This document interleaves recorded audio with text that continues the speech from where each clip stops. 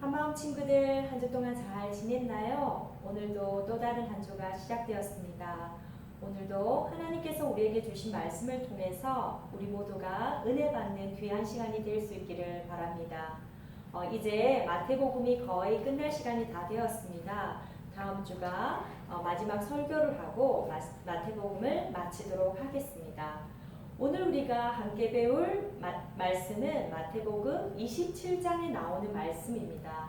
오늘의 말씀의 제목은 우리의 죄를 대신해서 십자가에서 달려 죽으신 예수님에 대한 말씀을 전하려고 합니다. 지난주에 우리는 예수님께서 제자들에게 마지막으로 하신 설교에 대해서 배웠지요. 그 마지막 설교는 마지막 심판에 대한 말씀이었어요.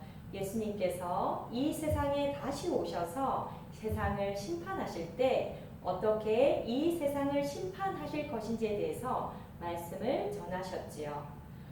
이 설교를 마치신 후에 예수님은 제자들과 함께 마지막 유월절 식사를 하셨어요. 그리고 자신이 십자가에서 죽으실 것을 제자들에게 말씀하셨지요. 예수님은 제자들에게 자신이 잡히면 제자들이 예수님을 다 버리고 떠날 것이라고 말씀하셨어요. 그러자 베드로는 모든 제자들이 예수님을 버리고 떠날지라도 자신은 예수님을 버리고 떠나지 않을 것이라고 자신 있게 말했지만 그런 베드로도 예수님을 3번이나 모른다고 말했지요. 대제사장들과 장로들이 예수님을 잡아서 유대인들의 제일 높은 법정인 산헤드린 법정으로 끌고 갔어요.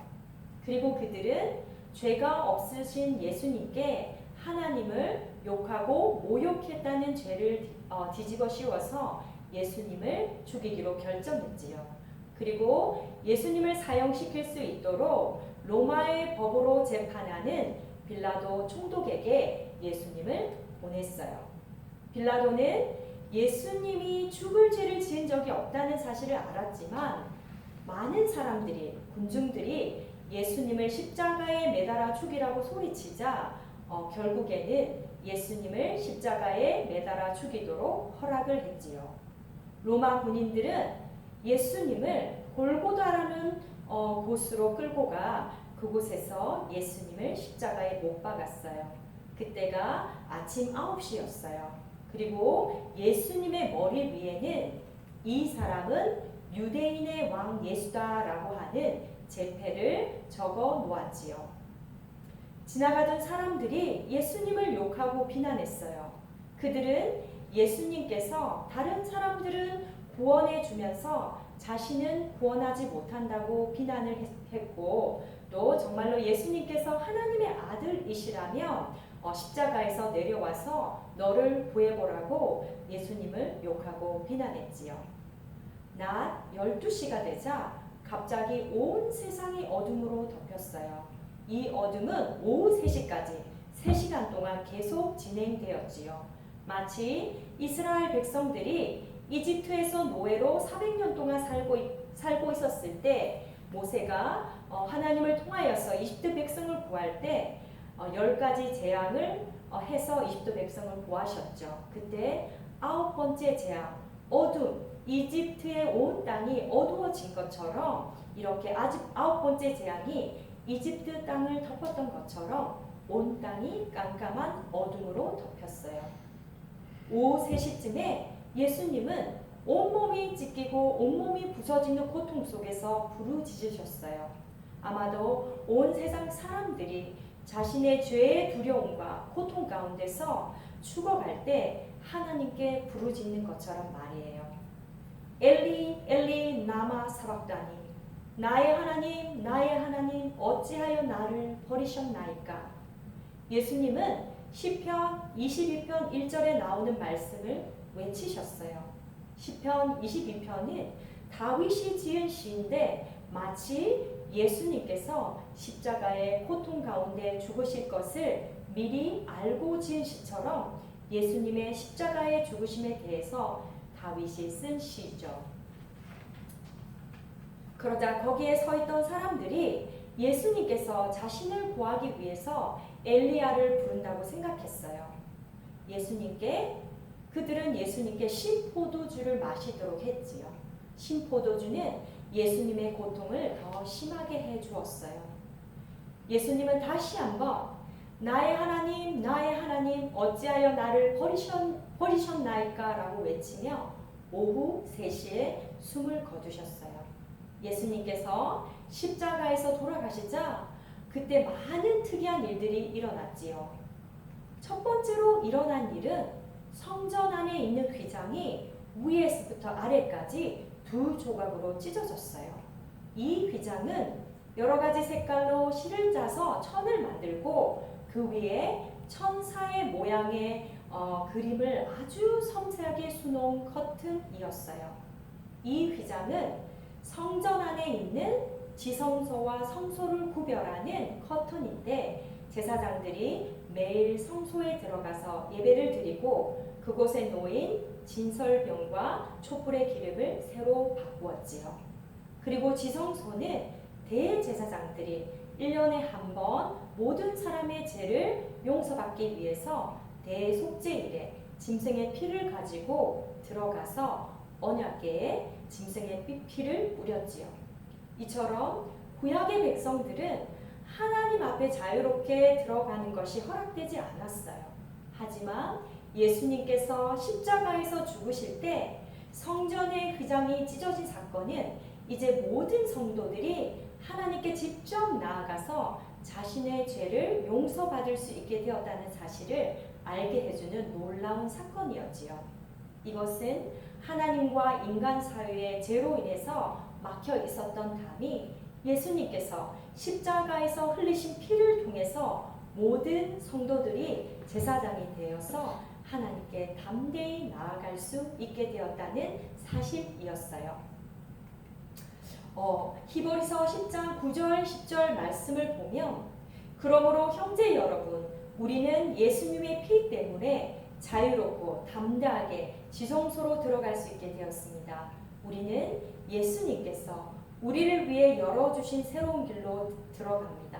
그것은 그분이 자신의 몸인 휘장을 찢어 생명의 길로 열어놓으신 길입니다. 라고 하는 말씀이 있습니다. 예수님께서 십자가에서 그의 몸을 찢기심으로 그 성소와 지성소를 가르는 휘장이 찢어짐으로 이제는 우리는 담대히 지성소로 들어갈 수 있는 사람이 된 것입니다.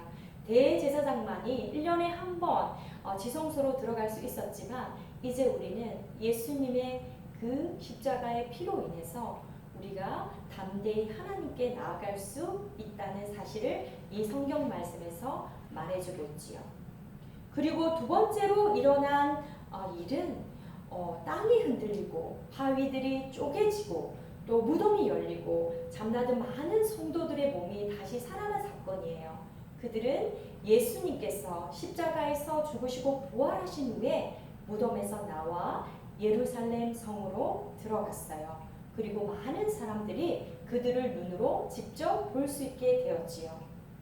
그리고 그곳에는 예수님을 지키던 백부장과 군인들이 지진과 일어난 모든 일들을 보고 매우 놀라면서 정말로 예수님은 하나님의 아들이셨다는 사실을 그들이 깨닫게 되었어요.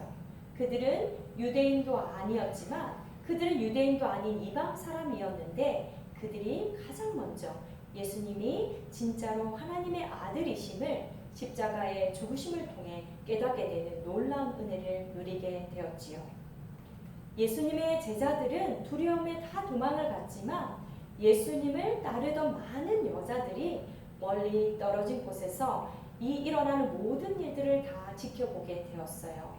이들은 갈릴리에서부터 예수님을 섬기기 위해서 따라온 사람들이었지요. 이들 중에는 막달라 마리아가 있었고 야고보와 요셉의 어머니 마리아 그리고 야고보와 요한의 어머니가 있었어요. 이들이 나중에 예수님의 부활을 처음으로 보게 된 여인들이 되었지요.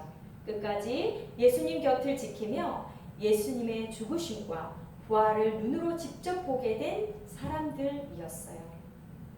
예수님은 우리와 하나님의 사이에 막힌 담을 허물어 주시고 우리와 하나님의 사이를 화목하게 평화롭게 해 주셨습니다. 예수님은 침례 요한의 말씀처럼 세상 죄를 지고 가시는 하나님의 어린 양이 되어서 우리가 죄로 인해서 영원한 심판을 받게 되었는데 그 영원한 심판으로부터 우리를 구해 주셨지요. 예수님은 우리의 죄 때문에 사람들에게 조롱과 미움과 멸시를 받으셨고, 예수님은 우리를 죄에서 구원해 주시기 위해서 채찍으로 매를 맞으셨고, 십자가에서 손과 발에 못이 박힌 채 매달리시고 모든 피를 다 쏟으시며 십자가에서 죽으셨지요. 한마음 우리 친구 여러분, 우리 친구들에게는 이런 예수님의 놀라운 십자가의 사랑이 마음속에 새겨져 있나요? 우리를 영원한 죄의 심판에서 그리고 영원한 죽음에서 건지신 예수님을 우리 친구들은 다 나의 왕으로 그리고 나의 주인으로 모시고 있나요? 누구든지 그분을 영접하는 사람, 받아들이는 사람, 누구든지 그분의 이름을 믿는 사람에게는 하나님의 자녀가 되는 자격을 주신다고 하나님은 우리에게 말씀하셨습니다.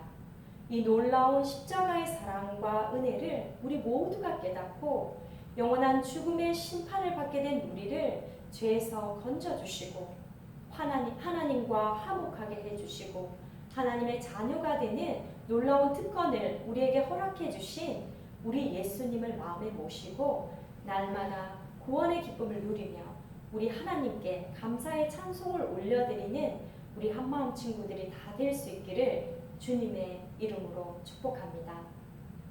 그럼 오늘 말씀을 생각하면서 전도사님과 함께 기도를 올려드리도록 해요.